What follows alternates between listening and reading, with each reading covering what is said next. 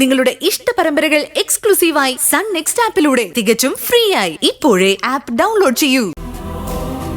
ഇത്രയും ദ്രോഹിച്ച ആളുകൾക്ക് സന്തോഷമായേ ഉള്ളൂ അങ്ങനെയൊക്കെ സംഭവിച്ചാൽ. അത് വിട്ടേക്ക്.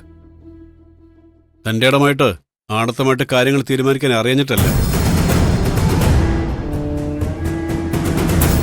ഞാൻ തീരുമാനിച്ചത്. എനിക്ക് അങ്ങനെ കൂടുതൽ നഷ്ടപ്പെടാനൊന്നുമില്ല. എനിക്കെൻ്റെ മോളേ ഉള്ളൂ. അവള് ഞാൻ എന്ത് തീരുമാനം എടുത്താലും എന്നോട് ചേർന്ന് നിൽക്കും, എൻ്റെ നെഞ്ചോട് ചേർന്ന്.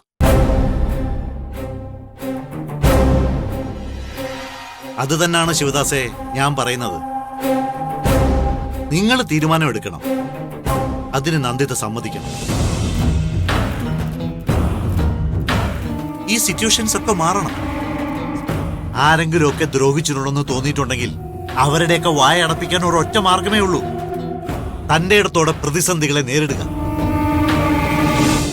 ജീവിക്കണമെന്ന് ആഗ്രഹമില്ലാത്തത് കൊണ്ടല്ല, ജീവിക്കാൻ ആരും സമ്മതിക്കാത്തത് കൊണ്ട്.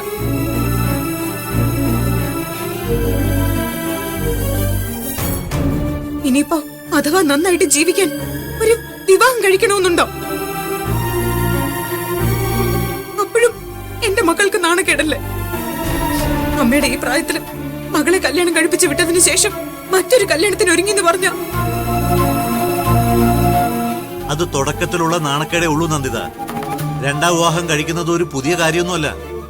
ഇതിപ്പം വഴക്കും ബഹളവും ഒച്ചപ്പാടും ഒന്നും ഇല്ലാതെ നടത്താൻ പറ്റാവുന്ന ഒരു കാര്യമാണ്. മറിച്ച് ഇത് പറ്റില്ലെന്നും പറഞ്ഞ് നന്ദിത ഇറങ്ങിപ്പോയാ പിന്നെ ഇതിന്റെ പേരിലുള്ള പോലീസിന്റെ ചോദ്യം ചെയ്യലും കേസിന്റെ നടത്തിപ്പുകളും കോടതിയിലെ വിചാരണകളും ഒക്കെ ഒന്ന് ആലോചിച്ച് നോക്ക്. എനിക്കറിയില്ല എന്താ ചെയ്യേണ്ടെന്ന്. എനിക്കൊരു രൂപവും ഇല്ല.